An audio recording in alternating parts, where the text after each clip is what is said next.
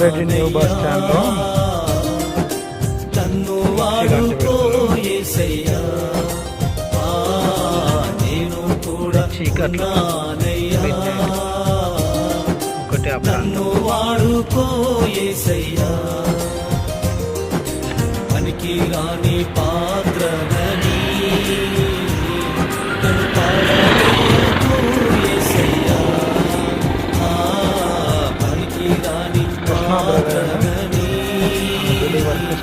నన్ను పాడవేయకు యేసయ్యా.